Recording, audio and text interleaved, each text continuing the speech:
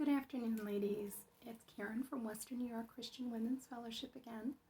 I just wanted to hop down again today and share more with you about sitting at the feet of Jesus in a Martha world. Today I'm going to do a reading about how God fills us up so that we can pour out onto others.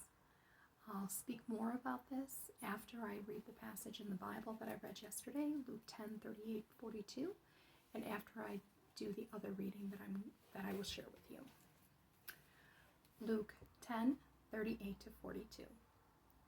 As Jesus and his disciples were on their way, he came to a village where a woman named Martha opened her home to him. She had a sister called Mary, who sat at the Lord's feet listening to what he said. But Martha was distracted by all the preparations that had to be made. She came to him and asked, "Lord, don't you care that my sister has left me to do the work all by myself? Tell her to help me." "Martha, Martha," the Lord answered, "you are worried and upset about many things. But only one thing is needed. Mary has chosen what is better, and it will not be taken away from her."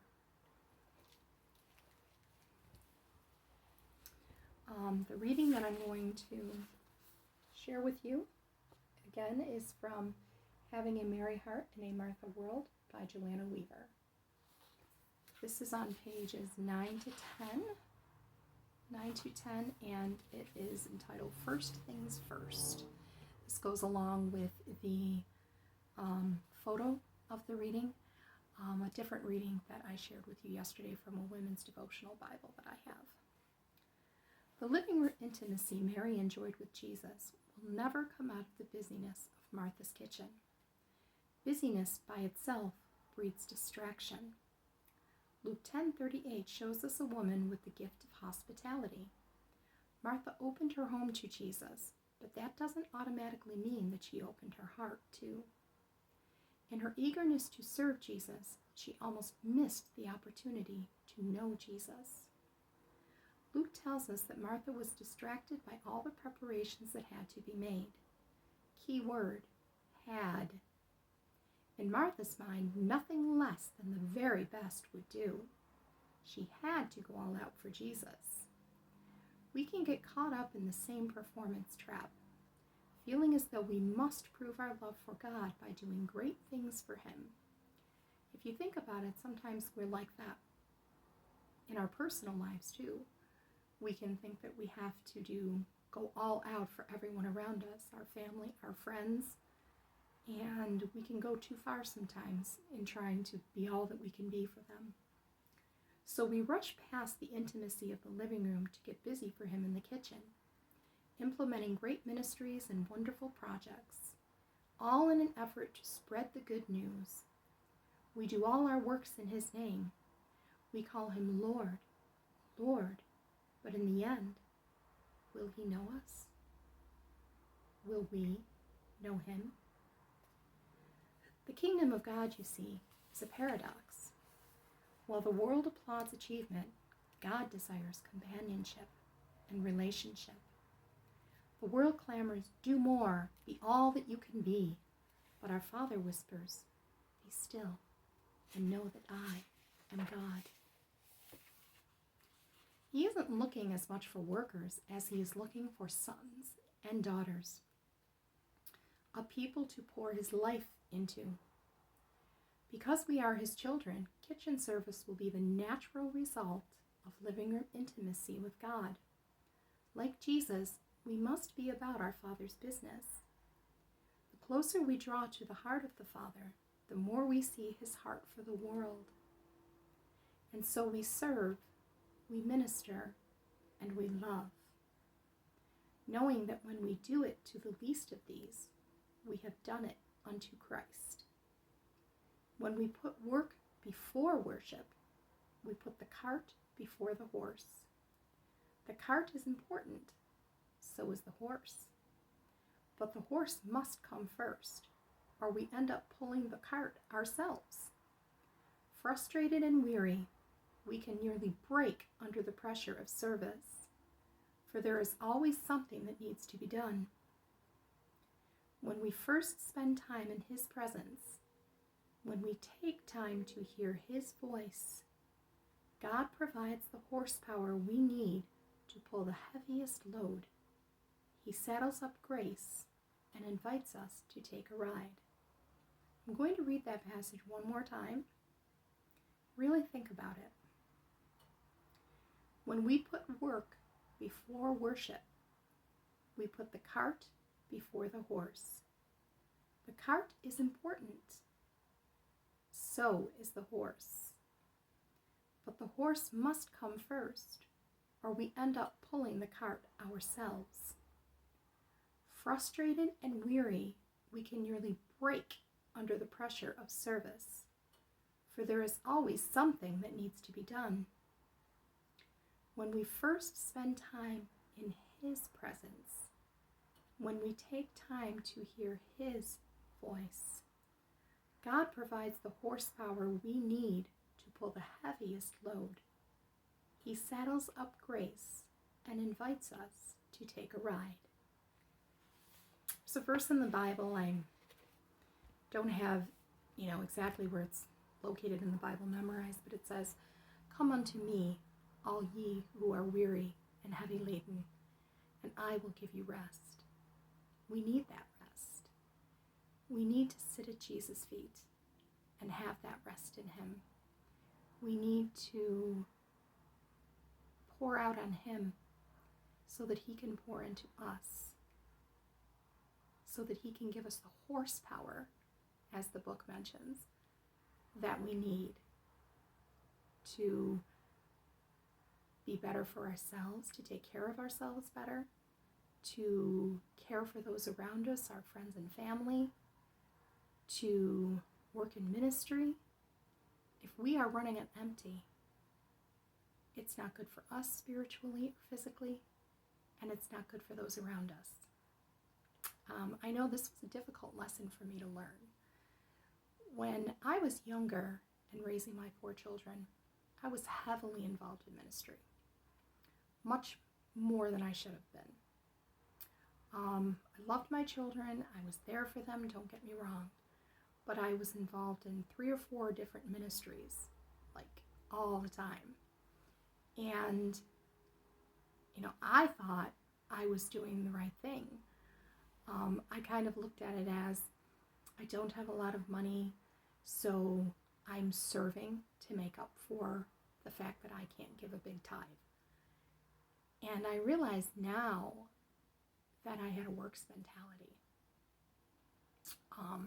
God would have been okay with my smaller tithe.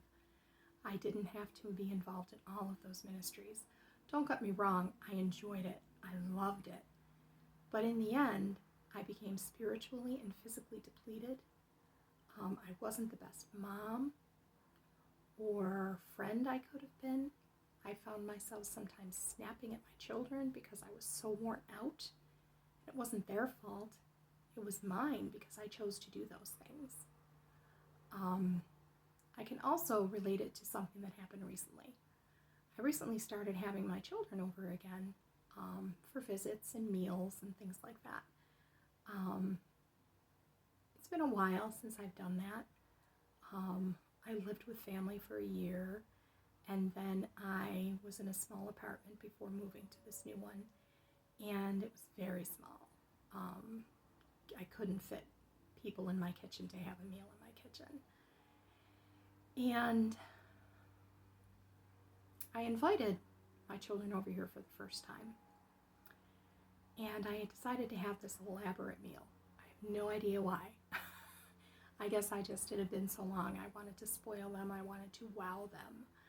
So I even made an appetizer. Now, let's be real, ladies. I was raising a family. I didn't have time to make appetizers for meals. But suddenly I thought, I have time to do this appetizer. So I made a homemade appetizer that I had never tried before, which took me quite a while to figure out. I also made a more elaborate meal than I needed to, and homemade desserts on top of it. I was so busy in the kitchen. I was so busy in the kitchen when they got there that I didn't have time to talk. My one daughter started helping me, thank God.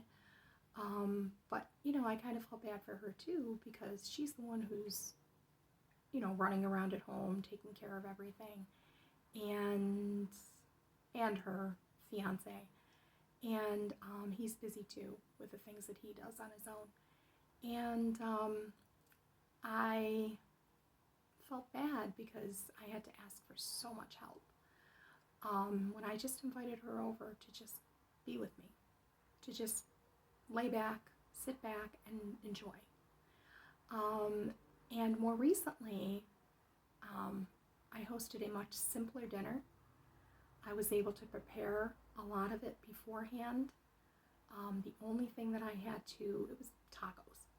I was able to cut up everything early in the day, put them in separate containers, put them in the fridge. The only thing that I had to do before they got there was cook the meat. And that was it. And then, and then serve everything. But everything was already in its own separate container, so literally all I had to do was pull it out of the fridge and take the lids off.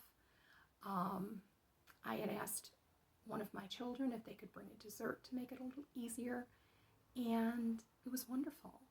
It was wonderful. They were thrilled with a simpler dinner. I didn't have to ask any of them to help. I was able to prepare the dinner, serve the dinner, clean up after. It was a cinch compared to what I did before. And I was able to actually spend time with them. We even had time to play a couple of games. I'm realizing now, maybe it's age and maturity. I also think it's spiritual maturity too, that often less is more. We think we have to go all out for friends and family.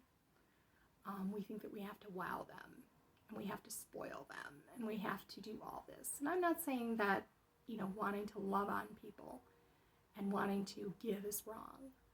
But we often sometimes get so caught up in that doing, that we miss the most important part of being together, relationship, spending time together, talking, and actually visiting with each other. And we can do the same in ministry.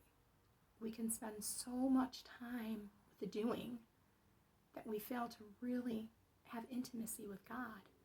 And let's face it, ladies, in ministry, if we don't have intimacy with God, how are we going to lead people into intimacy with God? If we don't have it ourselves, how can we minister to others and help them find that place of intimacy with God? So I just want to encourage you this weekend to just steal away with him, find a few moments somehow, some way, to just sit at his feet, play some worship music, pray with him. Prayer is conversation with God. Just talk with him. Even if it's just a few moments, just find that time of intimacy with him so that he can pour into you and give you that horsepower that you need to pour into others and to do everything that you need to do. God bless you. Have a wonderful, peaceful night. Sweet dreams. Bye-bye.